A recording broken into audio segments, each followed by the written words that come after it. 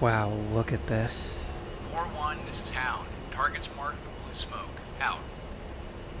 Copy that. I won't actually be following any of your orders. I like to march to the beat of my own drum, you know how it is. But thanks for taking the time to talk to me.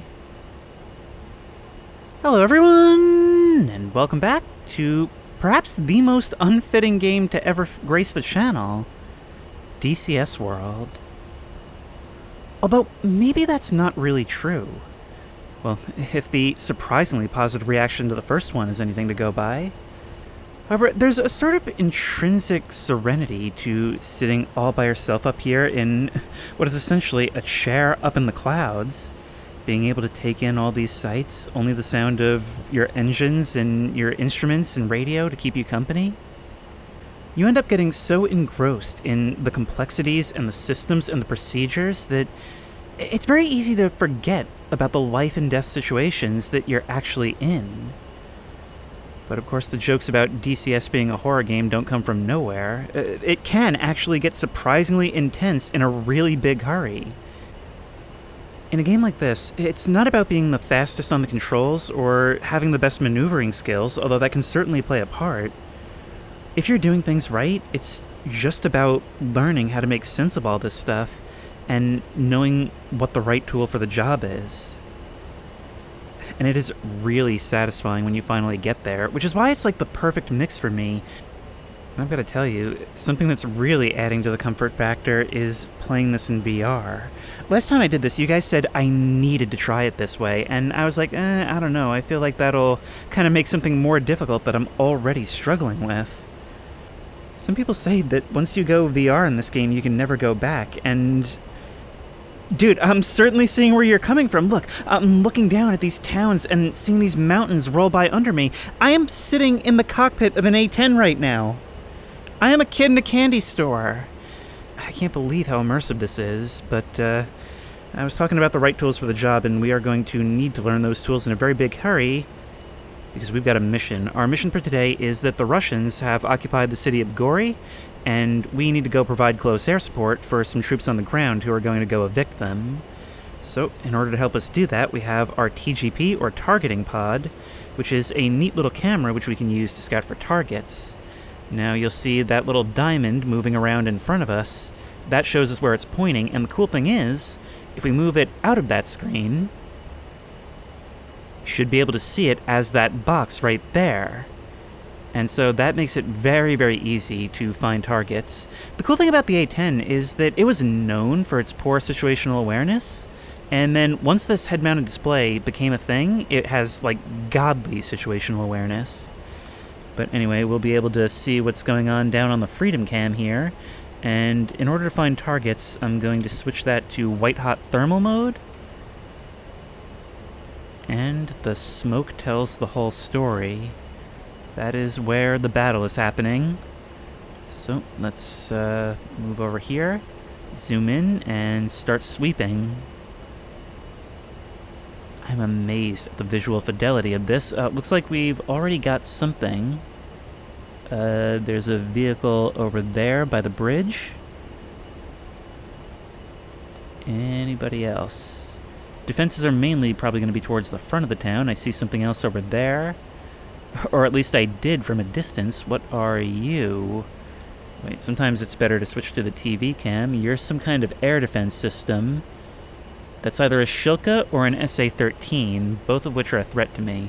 Oh, it's actually also very close, too. We've got more vehicles this way. Alright, we are going to get ready to take that out, whatever it is. Anything else I should know about? I don't see anything. We're getting a little close for comfort. Okay, so we're going to zoom in on this guy, and we're going to use some laser-guided rockets in order to take them down. And Warning, where are you at? You're down there. Okay.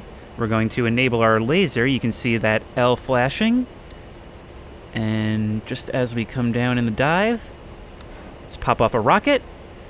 And we don't even need to stay this way. We can just watch on the Freedom Cam and see what happens to you. I think that's a Shilka right there. And it's looking at me, too. That's... Oh, God! Okay, we hit that Shilka, but we need to be concerned now because we were just getting locked up by an SA-13. That's a surface-to-air missile. Up, it's launching on us, so we're going to start flaring and diving. Okay, I think that missile's going for flares. Oop. And we're going into the mountains. Jeez.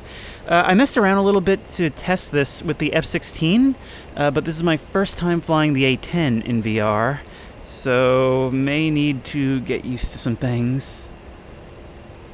All right, we have been shot at. That was a bit exciting. Oh my god, that was so much more exhilarating in VR.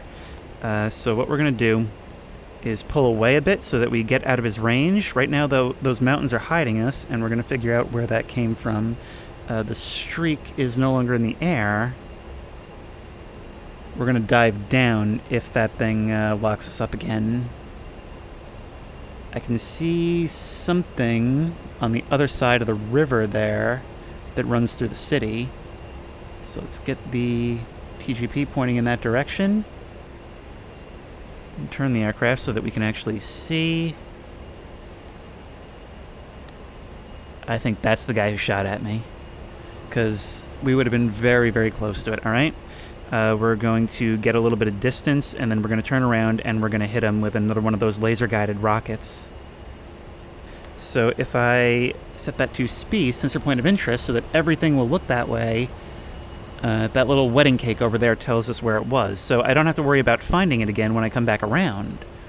So let's start turning back into him. And he almost got us before, but we should have his number now. Okay, yep, we can see you a little bit better without the thermal view.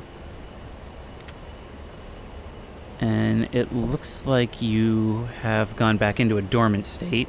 I think you only fired one missile at me. An SA-13 can fire up to 4, so you've still got 3 loaded up.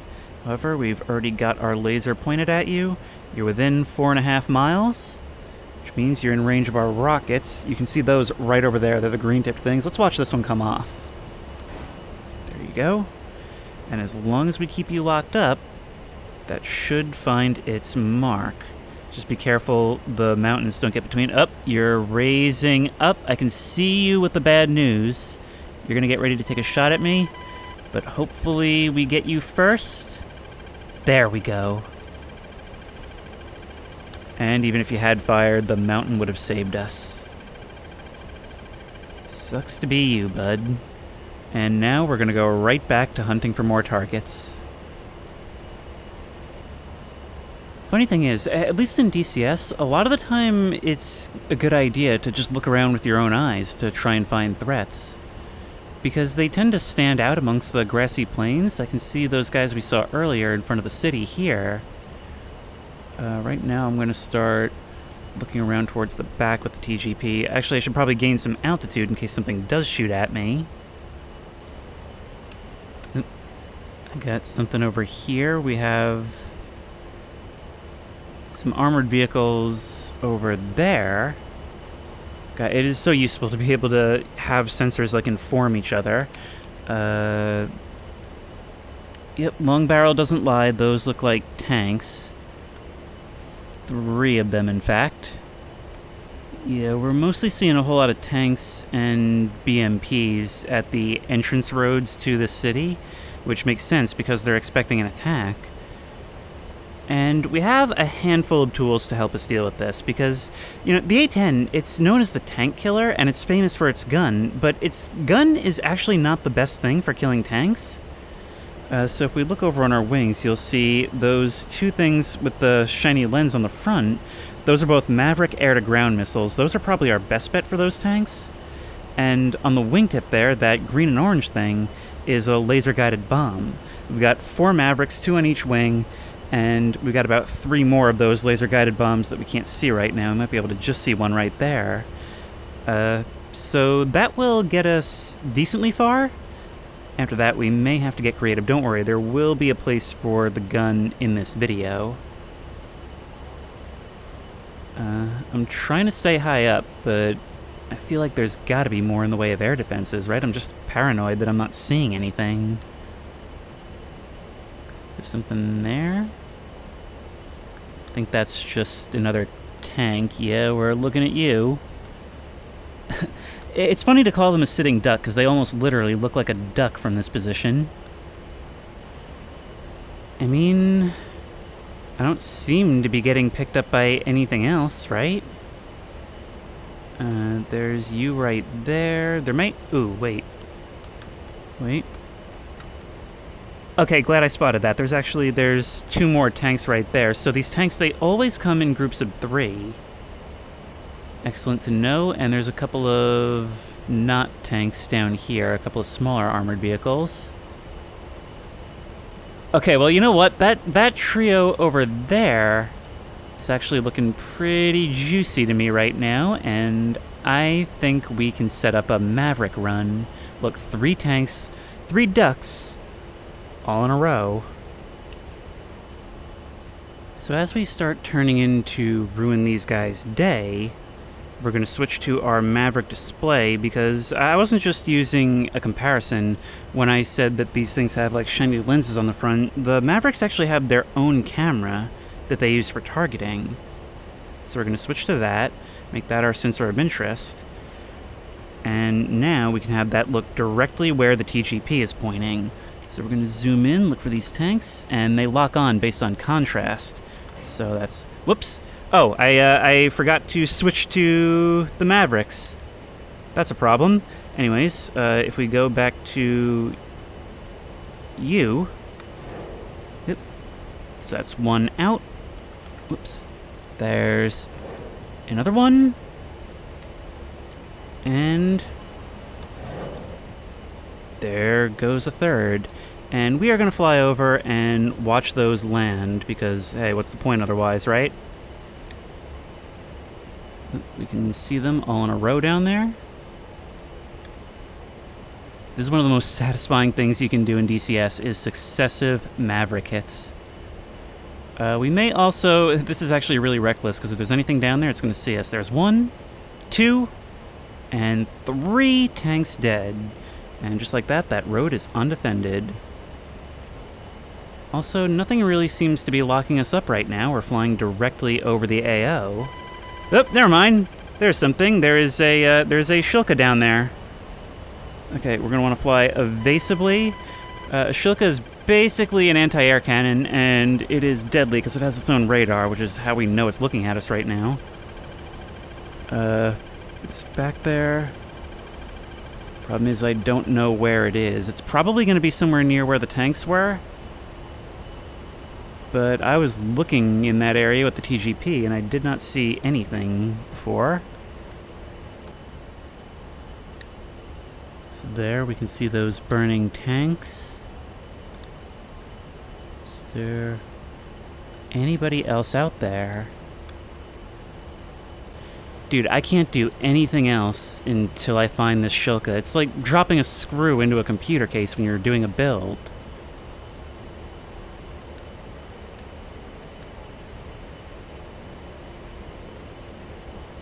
Whoa, whoa! You didn't even try to... There you are, I got you. I got you. Alright, we're pulling out of here. You didn't even use your radar. You never got on my RWR. Okay, so we're gonna keep flying evasively.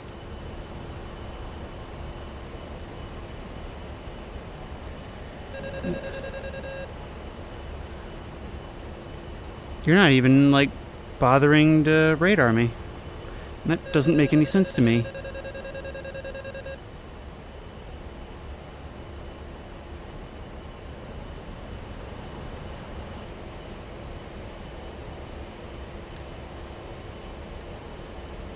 Wait.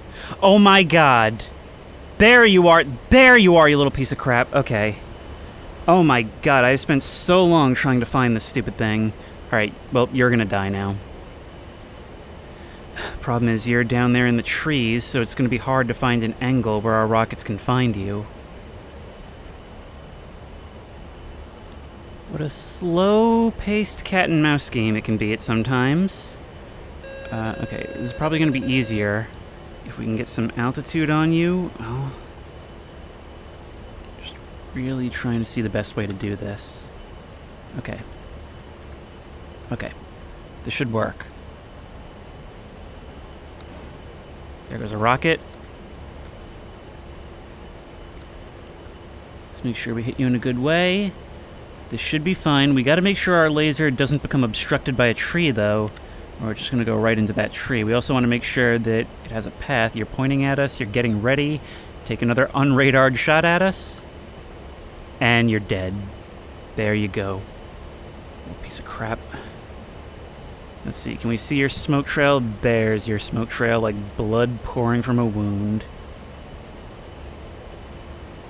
That's what you get.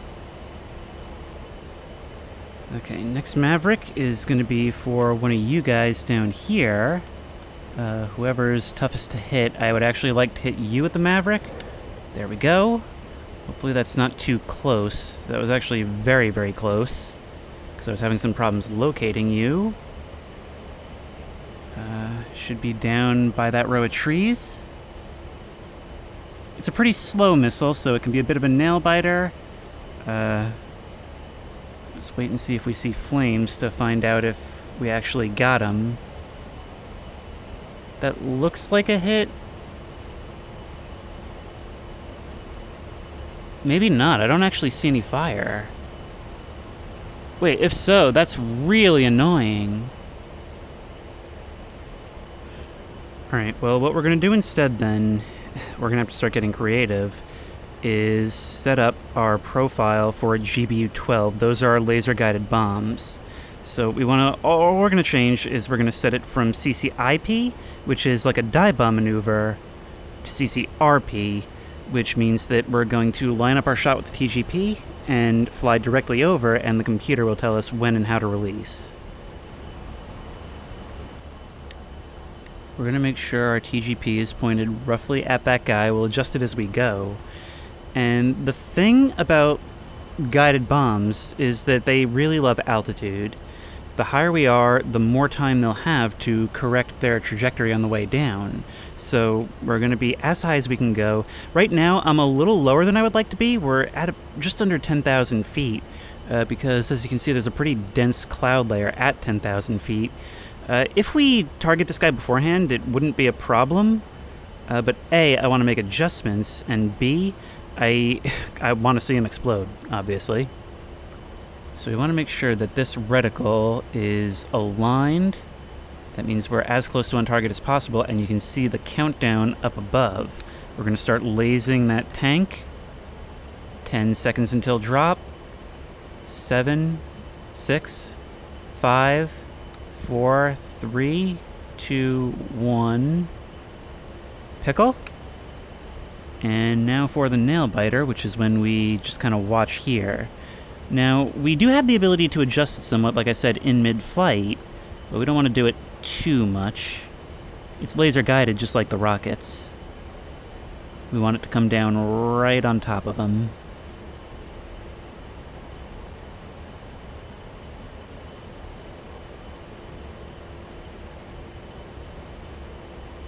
Oh my god. I don't know if you're dead. I mean, it definitely severely damaged you, but that looks like smoke, not fire. The problem with the damage model in DCS is that it's very binary. It's either a kill or it's not. There's no disabling, there's no any of that. Okay, well the problem now is we're 2 for 2 on these guys still living. We're starting to run low on ordnance. So we're gonna line up another of these GBU-12 drops on pretty short notice, too. But I'll be honest, I'm getting a little impatient. I'm annoyed that 2 of these weapons failed.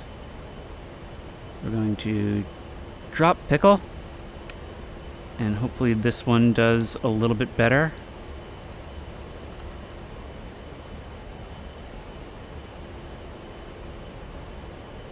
You can see all the thermal signature is on the back, which makes them kind of tough to spot depending on the circumstances. And boom, that one looks like a much more direct hit.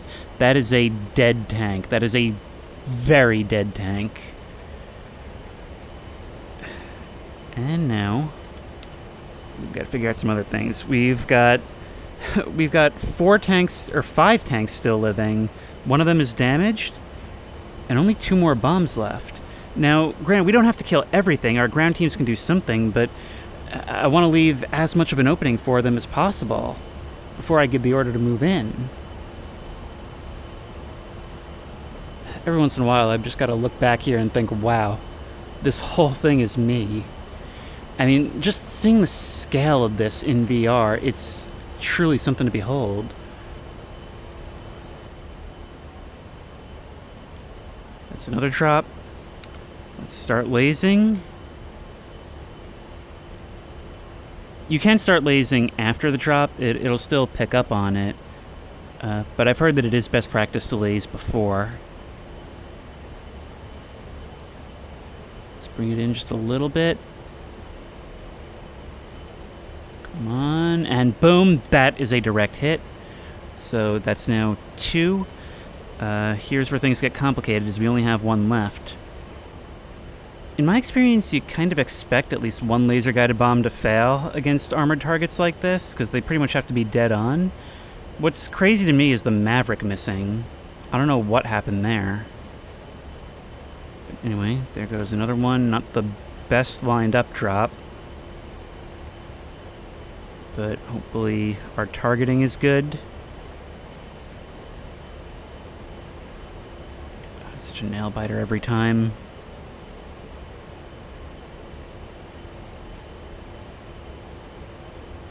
Come on. And boom! Oh, that was so satisfying. In any case, now is where we are done pickling, and we are in the pickle, because we are completely out of ordnance, except for 3 more rockets, and those aren't going to do much to these tanks. So we are going to have to rely on really the moment we've all been waiting for, which is the guns. I'll try and bleed off some of my speed. I want to be coming in low and slow so that I have the most time to line up this shot.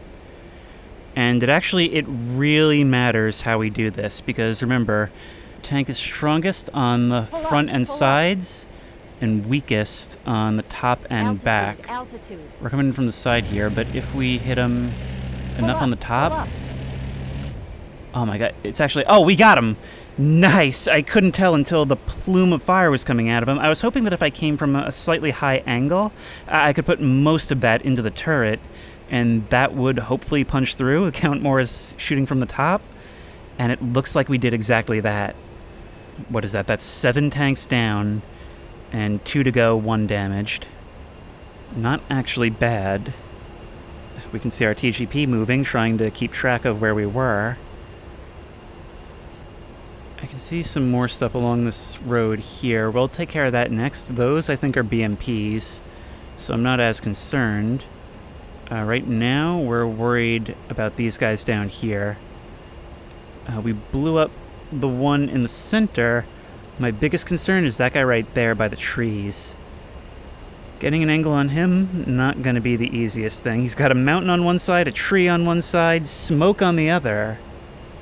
I've actually kind of accidentally created a good situation for him. I really friggin' wish that Maverick hit. Dude, we're gonna be, like, diving onto this guy coming over the mountain.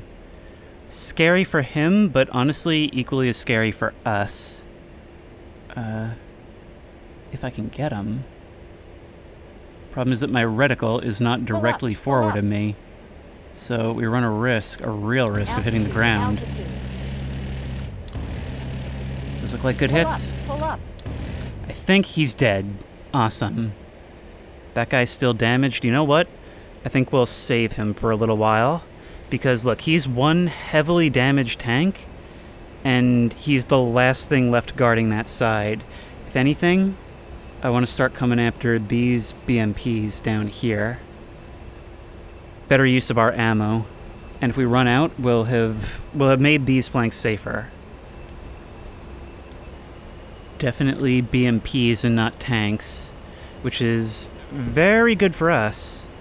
because they're going to be a lot more susceptible to bullets. I was really leaning on the trigger going after those tanks because they're just so friggin' tough. But you guys should be a bit of an easier story. Okay, I'm killing my throttle coming over this mountaintop. These guys are all in a line. I may not be able to get them all, but I'm thinking I can probably get at least 2. Pull up, pull up. I love it when they line up like this. Okay, I'm leaning as far forward as I can.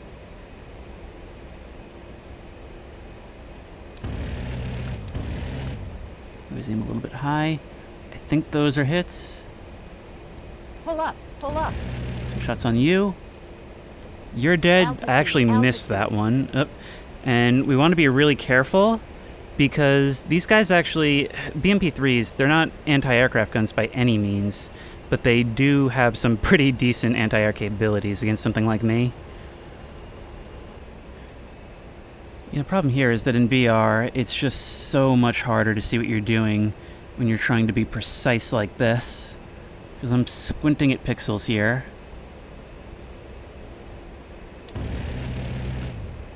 Pull up, pull up. There we go. That was a pretty even hit on you because I could see you clearly. Altitude, Sorry, altitude. civilian traffic. I know you would want me to fulfill my mission. Other guy down there, I'm really paranoid about him taking shots at me. I remember when I first got this game, they would just laser me out of the sky, those BMPs. Alright, final approach. That should be enough. Yep. Pull up, pull up. Oh my god, what's it take? Altitude. There we go, altitude. finally got you. Flying through the smoke, that's what I always love to see. But I think there's still one more group out here. Oh, hey, who's this flying up here? You know what, I think there were other A-10s on station that I was able to call for tasking. I've never learned how to do any of that, and to be honest, I wasn't listening to the guy in the beginning. Yep, that's 3 BMPs, just kind of blocking traffic. Although, wait, have they been doing this the entire game?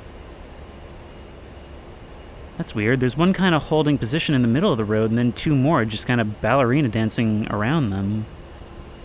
I don't know why they're behaving that way. I wonder if maybe they're all struggling for that same position that's held by the middle one. Like, they both want to be in that place.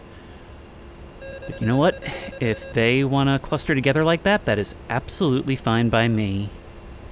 Alright, let's come in for an approach. This could potentially be really juicy. Yeah, there are power lines right beside them. Gotta be careful. Pull up, pull up. Let's just hose that area down. And that's it. We are out of ammo. Altitude, altitude. But that's Pull 2 up, of them pull up. dead. Oh, wow. I really didn't think we'd run out of ammo, but it's those tanks that just killed it. That last guy would be dead right now if either of those failed munitions had hit. But as it stands, we can see our guys right now, a whole bunch of Abrams, waiting to swoop in. So we are going to give that command.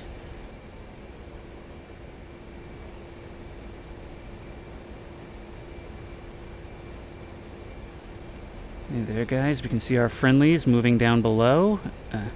Sorry if this is jittery. There's not a ton I can do about it. I spent a lot of time testing, trying to do away with that. And this is kind of the best I was able to figure out. We've got 2 burning wrecks there. And are you an enemy? Nope, you're a bus who doesn't give one good god darn about this. I don't even see that third guy. The problem with being an A-10 is that after a while on the battlefield, you've just killed so many things that their burning wrecks are creating so much smoke you can't find new things to kill. Honestly, these guys down there have no idea how hard life is. But I can see our guys advancing down this road, more coming from this direction. There he is back there in the trees, although it actually looks like he's already dead. I don't know if one of our guys sniped him from a distance, or if if that was something we did and it was just a bit of a delayed reaction. But either way, it seems like he is done for. Every approach into town is clear, and we're gonna roll in pretty much unopposed. You're supposed to be working in tandem with your guys, but I figured I'd just kind of take care of it so they could waltz in. You know, just A-10 things. So, as they steam towards their target, I think I'm going to go down there and give them a little show, give them a little flyby, while making sure we avoid the power lines to not give them a really exciting flyby. We're going to come in nice and low and start giving them a flare rainbow as we pull up and away. You guys can take it from here.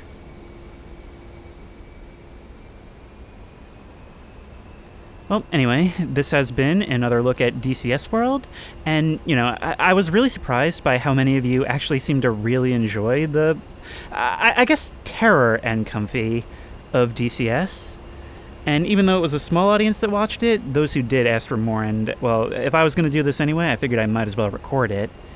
Dude, playing this in VR is really something else, and I'm surprised at how technically smooth and how good it looks. And not to mention how much fun it is. Once again, like, all the symbology is here to help me, and I don't know what any of it means. So we're just kind of gonna rough it here. Oh god, I also don't have nose wheel steering enabled, and I don't know how to enable it without taking the headset off. So that's a potential issue. Still, I think we're looking alright-ish. Let's lose some of that speed and altitude. Hopefully in that order. Let's feather that landing.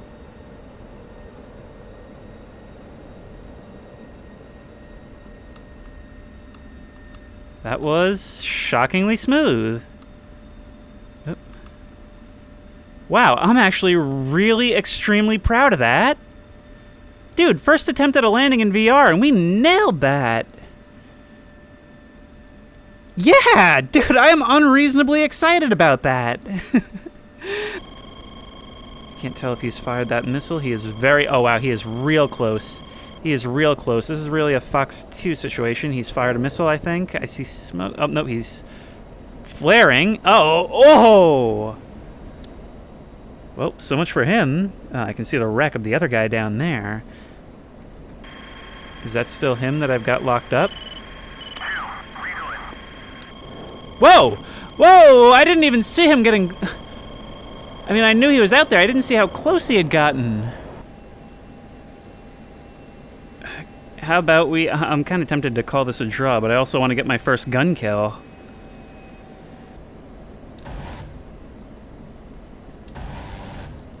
More hits, and I'm out of gun ammo. Tell you what, I'm just gonna come give you a little kiss, alright? Whoop!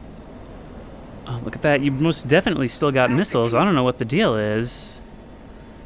Okay, well, you get to live. Either way, I am super happy with how this went, and just so many cool shots in all of this, which is really the point of fighter sims.